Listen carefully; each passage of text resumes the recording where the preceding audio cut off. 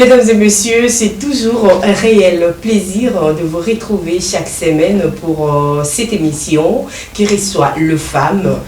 Aujourd'hui, je suis avec Madame Bienveillance Ndita, elle est entrepreneure et nous allons parler de l'autonomisation de la femme. Chers téléspectateurs, bienvenue à vous et bienvenue à mon invité du jour. Merci beaucoup. Voilà, l'émission Femmes en avant, c'est une mission de femmes distinguées dans leurs entreprises, formation, métiers et autres, mais aussi aux hommes qui défendent le droit de femmes. Bienveillance Ndita, qu'est-ce qu'on peut comprendre de l'autonomisation? Merci beaucoup pour la question. L'autonomisation est l'ensemble de règles permettant à une structure de se doter de moyens à son propre pouvoir. Et on ne peut pas penser devenir leader sans pourtant passer à l'autonomisation. Un leader autonome, c'est avoir en fait la capacité de compter sur soi-même, de compter sur ses propres moyens, ses propres efforts. En fait, c'est le tout dans le soi. Donc, c'est le fait d'être indépendant. Voilà. Ok, alors c'est quoi l'autonomisation de la femme? L'autonomisation de la femme est la voie la plus sûre pour éradiquer la pauvreté dans la société. Et quelques recherches scientifiques ont vite prouvé que généralement les femmes apportent une énorme croissance à l'économie. Voilà pourquoi les postes de caisse étaient plus confiés aux femmes à cause de cette gérance. Et la femme, elle devrait se placer au centre du tout parce qu'en elle naît l'essence des responsabilités de le bas âge. Elle est la seule capable de gérer en même temps le foyer, le travail et l'église. C'est ce qu'on appelle d'ailleurs la tripartie de la femme. Et vous allez voir les entreprises qui ont intégré le trait du leadership féminin, ils réussissent correctement à cause de cette détermination. Parce que généralement, la femme, quand elle se lance dans quelque chose, elle le fait de tout son cœur et elle se fixe des objectifs, donc elle se donne vraiment pour réussir. C'est d'ailleurs la différence entre un leader homme et un leader femme. Okay. Un leader homme, il est là plus pour imposer l'autorité, mais la femme, elle est là pour convaincre. Et alors moi, des fois, ça me choque de voir certaines femmes, et là, après avoir fait ses études, elle reste à la maison, elle se dit non, il y aura un homme qui viendra m'épouser et je serai sous sa charge. Alors c'est à nous qu'on a remis la responsabilité de bâtir. Je l'ai même expliqué au livre, le page 60, si vous me permettez de les lire. Là, vous allez comprendre, la Bible est en train de louer le valeur de la femme. Dans Proverbe 31:10, c'est la femme qui est remis la responsabilité de bâtir. Elle se lève tôt et ramène le pain à sa maison. Elle pense à un champ, elle achète et elle vend. Elle travaille dur de ses mains. Donc c'est à nous que le Seigneur a remis cette responsabilité de bâtir. Alors si seulement la femme elle-même, elle pourrait prendre conscience de toutes ses valeurs, de tous ses atouts, je pense que ça sera un progrès pour l'avancement de la société. Vous avez dit c'est à la femme de bâtir. Oui. Et moi je dirais ce n'est pas à l'homme de bâtir. On a remis cette responsabilité à la femme, sauf que c'est la femme elle-même, elle se cache derrière l'homme. Mais pourquoi? Pourquoi elle se cache? Parce qu'elle n'est pas consciente de ses capacités.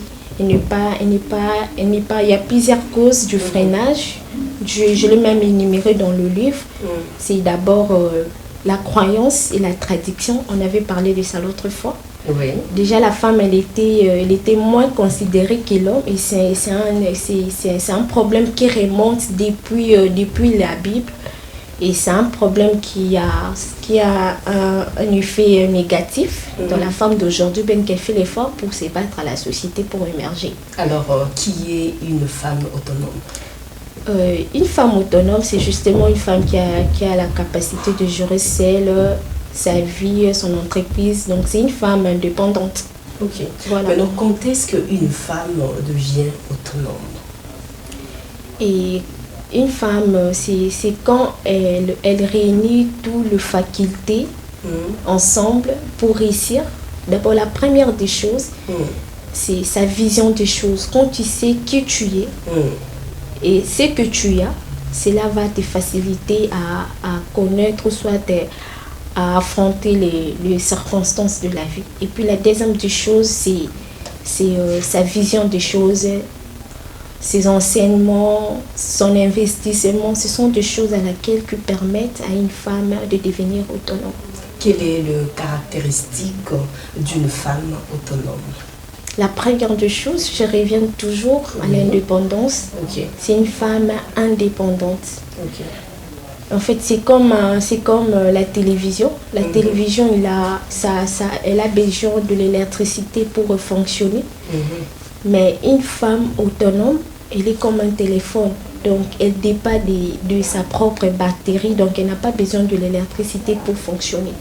Donc, elle est indépendante. Elle compte sur soi-même. Et puis, la deuxième des choses, elle est déterminée. Et puis, elle sait ce qu'elle veut, elle sait d'où elle vient, elle sait ce qu'elle veut, elle sait d'où elle part.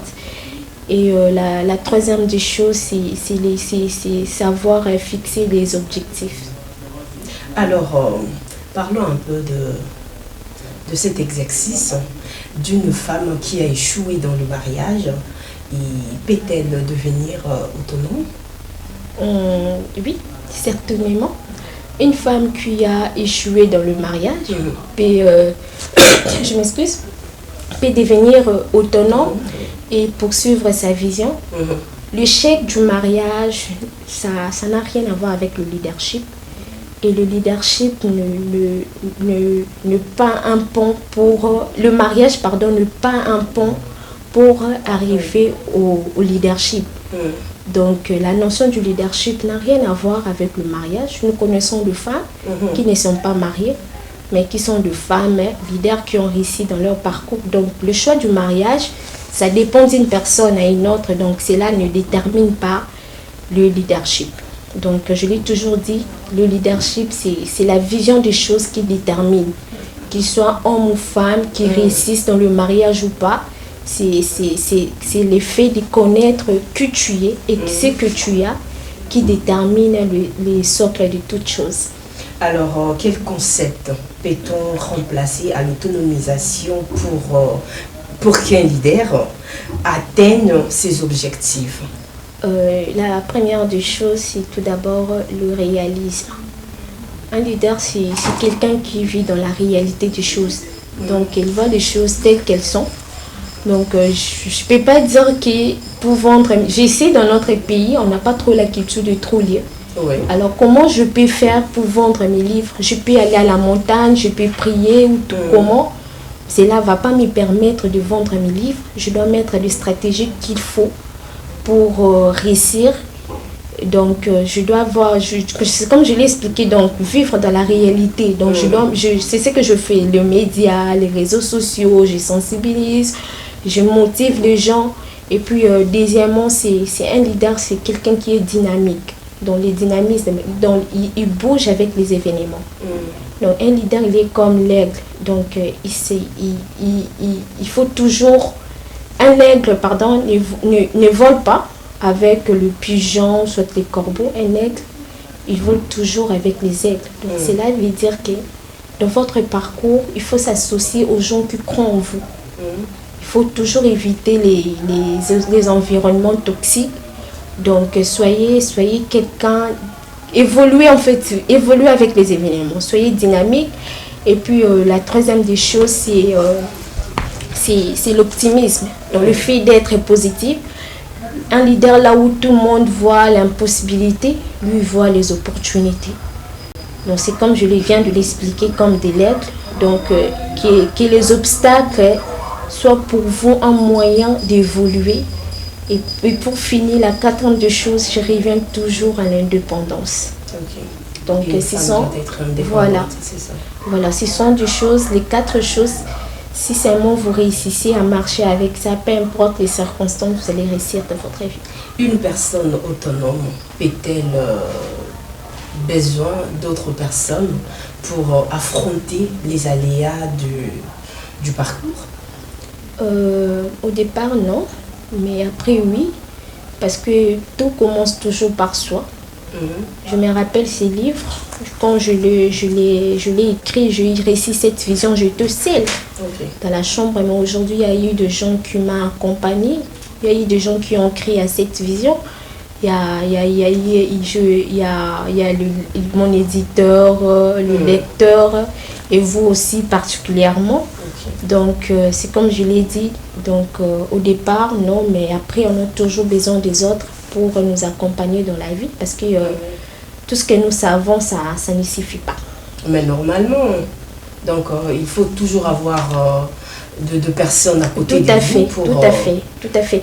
Parce que moi, je l'ai écrit, mais ce sont d'autres personnes qui vont lire les livres. Voilà. Donc, c'est ce que j'ai dit. Au départ, non, mais après, oui. Pourquoi au départ, non? Ça nous permet en fait de te connaître et que réellement tu es. Et tu dois comprendre, les gens, mes très chers téléspectateurs, doivent comprendre que dans la vie, il n'y aura pas toujours de bonnes personnes pour vous accompagner dans votre parcours. Il y aura un moment où les gens vont vous abandonner, d'où vous allez continuer votre parcours toute seule. Voilà pourquoi on prévoit toujours pour encourager en fait à un leader d'être une personne autonome parce que il peut dans le parcours tout peut arriver. L'autonomisation a les avantages? Bien sûr. Citez-les. Bon, premièrement d'abord c'est pour viser la réussite. Si je me rends autonome aujourd'hui, c'est parce que j'ai envie de réussir dans ma vie. Et puis la deuxième des choses, c'est pour être une référence pour les autres, devenir un modèle. Donc être une guide en fait. Je l'ai toujours dit, si bienveillance ça réussit, donc les autres aussi peuvent réussir au travers moi. Et puis la troisième des choses, j'aime bien le dire, c'est la liberté financière. En fait, parfois nous pensons que c'est l'argent qui rend l'homme... Le bonheur, parfois nous pensons que le bonheur de l'homme, ça dépend de l'argent. Non. En réalité, le bonheur, ça se soumet dans plusieurs désirs. L'estime de soi, le temps social, le temps que tu puisses partager avec les personnes que nous aimons. Et je l'ai toujours dit, quand tu n'es pas autonome, tu es bloqué dans un travail, tu es esclave d'un métier, cela ne te permet pas d'être libre. Alors, c'est la liberté financière qui compte, c'est tout. Et puis, la quatrième des choses, c'est avoir de l'audience. Donc, c'est un peu ça les avantages de l'autonomisation. Mais quand tu sais bien qu'on parlait des avantages, il y a toujours les désavantages qui est derrière ça. Quels sont les désavantages d'une personne qui est autonome? Bon, plus particulièrement, j'ai vite compris que le désavantage de l'autonomisation, c'est au niveau plus du comportement de la femme. Très généralement, les femmes qui réussissent dans la société, ils développent un peu les complexes de supériorité. Donc, c'est elle-même qui pétine ses semblables. Donc, et je l'ai toujours dit, une femme très mal éduquée est un fléau pour la société. Parce qu'au lieu d'utiliser son savoir, il va plus exploiter sa renommée et c'est un scandale pour la société. Donc, la femme doit faire très attention concernant son comportement. Donc, il doit veiller sur ses sentiments. Vraiment, déjà de nature, la femme est caractérisée par l'émotion et les sentiments. Alors, la femme doit faire très attention sur ça. Donc, ce sont des choses qui peuvent causer la ruine de son parcours. Donc, c'est un peu ça. Voilà, chers téléspectateurs, je vous rappelle, je suis avec Madame Bienveillance Ndita. Elle est entrepreneur. C'est avec elle, on est en train de discuter un peu sur l'autonomisation de la femme. Bienveillance Ndita, vous avez écrit un livre, ce sera publié bientôt, qui est intitulé Femme leader pour un leader. Qu'est-ce qu'on peut comprendre, femme leader pour un leader? Qu'est-ce que vous voulez dire par là? Beaucoup de personnes pensent que quand je dis femme leader pour un leader, ils pensent qu'il y a un homme leader va épouser une femme leader. Mais normalement, je n'ai pas parlé de ça, moi, je n'ai pas parlé du mariage. Alors, si je peux l'expliquer, femme leader pour un leader, c'est le leadership de la femme face au leadership de l'homme. Nous sommes dans la parité. Le monde n'évolue plus comme hier. Le monde est en train de bouger. Et nous avons apporté la vision des choses d'encourager la femme. Ce que les hommes font, nous pouvons aussi le faire.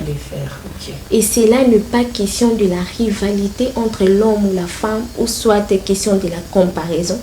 Mais sur le point objectif, c'est question de vision. Je l'ai toujours dit, le monde pour évoluer, il n'a pas besoin des hommes, ni encore de femmes. Mais des personnes ayant une vision éclairée, capables de bouger, de changer, de bouger, en fait, de changer le monde. C'est ça, en fait, femme leader pour un leader. Donc, nous avons aussi, dans le livre, nous avons aussi évoqué quelques parcours de femmes que nous reconnaissons, de femmes leaders de notre pays. Pardon. Nous avons parlé de Madame Eve Bazaïba, nous avons parlé de Maman Amy Coutinho, nous avons parlé du prophète Comte Dominique Paul. Et surtout, lui, c'est un leader autonome. Avec son invention du jus révélé, il a imposé sa vision et puis c'est resté. C'est ça un homme leader autonome. Votre livre a combien de pages? 76 pages. Quelle partie de votre livre qui vous inspire un peu beaucoup? C'est l'autonomisation. Ah bon? J'aime bien être une femme indépendante. J'aime bien évoluer avec Dieu. Et donc, c'est une partie qui me flatte un peu trop parce que je me vois en ça, en fait. Je me dis, si aujourd'hui j'ai réussi à réaliser ces livres, c'est parce que j'ai été une femme autonome et je suis très fière de moi-même. Permettez-moi de le dire, je ne me vante pas. Vous êtes libre. Je ne me vante pas au moins, mais au moins je suis une femme autonome. Donc, voilà. J'aime bien parler de l'autonomisation, j'aime bien booster les femmes à compter sur eux-mêmes et évoluer avec Dieu, c'est très important. Qui est derrière vous? Et qui est derrière moi, c'est toute personne qui croit à ma vision et beaucoup plus je m'adresse à la génération congolaise, à la jeunesse congolaise. Et c'est comme je l'ai toujours dit, commencer cette œuvre et le poursuivre jusqu'à la fin. C'est le travail d'une équipe. Il y a mon éditeur, mon conseiller artistique, le lecteur. Il y a vous particulièrement. Vous avez écrit à cette vision. Donc voilà. Donc c'est vraiment un travail d'équipe. Bienveillance Ndita. Le chômage en République démocratique du Congo et la défaillance de l'État ou incompétence de la jeunesse. Merci beaucoup pour la question. Moi, je pense que l'État congolais a la responsabilité, tant même de le dire, une grande responsabilité de former, d'encadrer et d'orienter la jeunesse. Pourquoi celle-ci est l'espoir du lendemain. Alors ici, dans notre pays, le taux du chômage accroît toujours. C'est parce que jusque-là, l'État congolais n'a pas encore pris cette question au sérieux. Il n'a pas encore pris cette question au sérieux. Voilà pourquoi la jeunesse est victime. Je l'ai toujours dit, dans notre pays, nous avons de jeunes intelligents, compétents et courageux. Et l'État congolais devrait avoir l'œil sur tous ces jeunes gens. Moi, je préfère de toujours de mettre en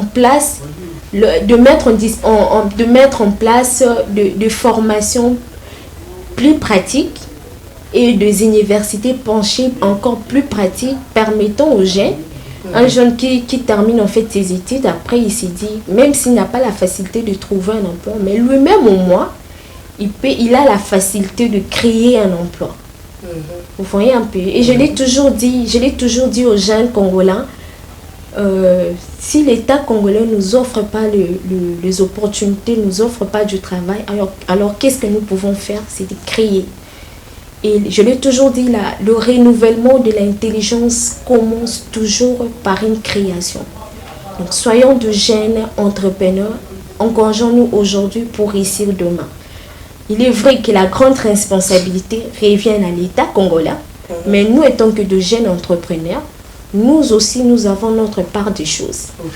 De ne pas rester comme ça, de toujours commencer par quelque part. Je l'ai toujours dit, un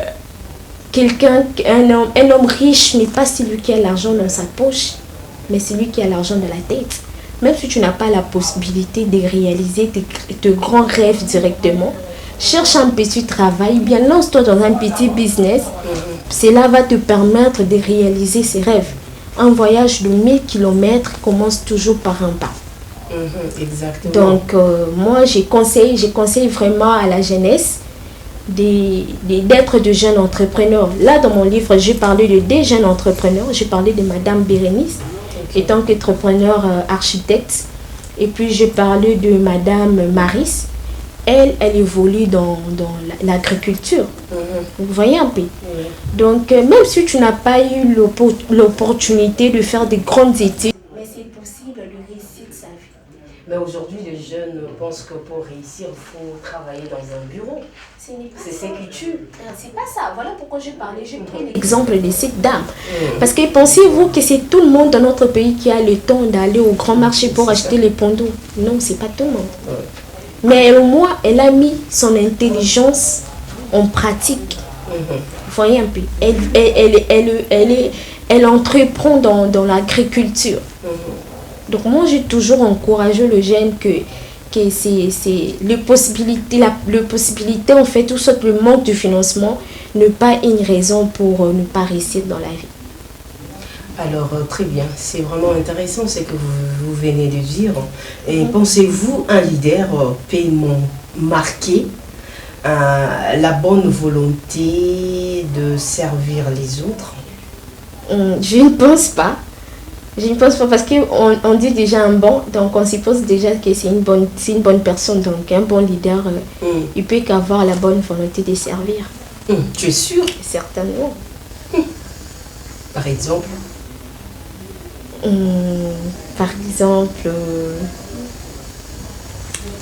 Mon livre, je le mets en service. Je l'ai toujours dit, déjà il est important de savoir qu'il n'y a aucune université qui apprend à devenir leader, qui apprend quelqu'un à devenir leader. Mais c'est à force de le croire qu'on le devient. Alors moi je mets mon savoir en profit des autres. Ok. Mais en achetant quand même. Voilà, en achetant. Mais ça ne coûte pas assez. Tu vois, c'est à combien? C'est $10 seulement. Ok. Le livre, c'est $10. Vous n'allez pas me dire que vous savez, tout ce que j'ai dégagé ici, j'ai dégagé un travail avec beaucoup d'amour. Et surtout beaucoup d'énergie. Beaucoup d'énergie. C'est pas égal à $10 quand même.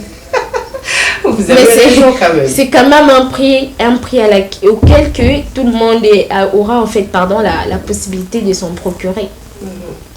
Voilà. Un mot, nous sommes déjà à la fin.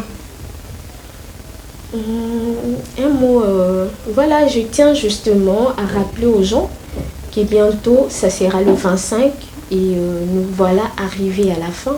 Nous avons travaillé pendant des ans pour réaliser cette journée.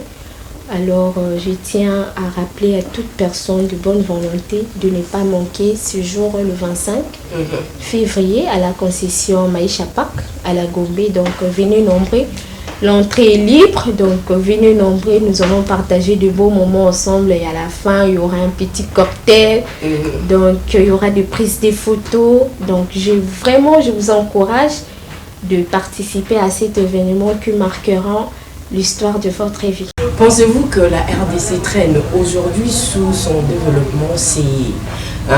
C'est un problème de leadership ou manque de la volonté politique?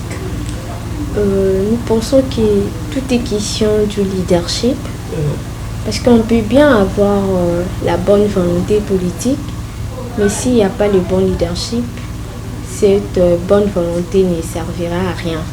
Donc ici, la RDC traîne encore sous son épanouissement, c'est parce que justement, le leadership n'est pas encore exploité dans tous les domaines de la vie. Donc c'est ça le grand problème. Donc nous devons avoir des hommes d'État, de bons hommes d'État, capables de diriger le pays comme il faut. Et ça sera plus facile pour le seconder avec la bonne volonté politique. Vous avez écrit un livre. Quelle expérience que vous avez? Merci beaucoup pour la question. En fait, je pense que on n'a pas besoin d'avoir 50 ans pour accomplir de grandes choses. Nous sommes plus de 1 milliard d'âmes d'habitants, alors qu'au commencement, Dieu a créé que Adam et Ève. Donc cela prouve suffisamment que dans toute chose, il y a toujours un début. Et nous avons appris sous les pieds de grandes personnes, nos coachs, les mentors, le parrain, mon éditeur. Et tout ça, ça fait partie de mon expérience professionnelle. Et dans la vie, tout ça s'apprend. Donc, et on continue toujours d'apprendre. Voilà. Très bien. Merci beaucoup pour votre présence à cette émission Femmes en avant, Madame Bienveillance Nzita. C'est à moi de vous remercier. Je vous en prie, chers téléspectateurs, c'est la fin de cette émission et je vous rappelle de rester branchés chaque semaine pour suivre cette émission. Donc, chaque vendredi à 17h30 et mercredi à 7h juste pour suivre cette belle émission Femmes en avant. Je vous rappelle, l'émission Femmes en avant, c'est une émission de femmes distinguées dans leurs entreprises, en formation, métiers et autres, mais aussi aux hommes qui défendent le droit de femmes. Merci à vous, chers téléspectateurs, pour votre fidélité et je dis encore un grand merci à l'équipe technique. Là, je vois Jacob, je vois encore Jimmy Boembe, il est avec moi pour me soutenir. Je vois encore Élisée, ma quiz, elle venait de fêter son anniversaire. Joyeux anniversaire à toi et je ne pas oublier aussi Gédéon, James, je ne vous ai pas oublié. Merci à toute l'équipe technique de Jeduc Télévision. On se retrouve prochainement pour un autre nouveau numéro. Au revoir.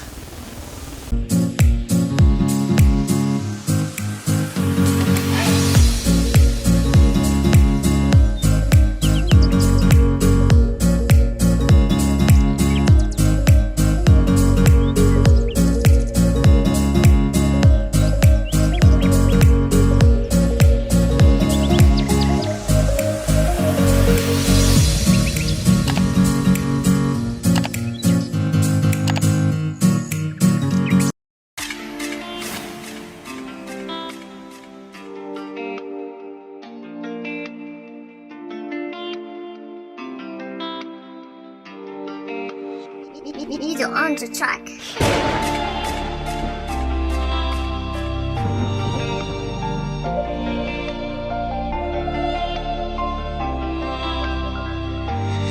Yo, we got Jonas Beats on the track.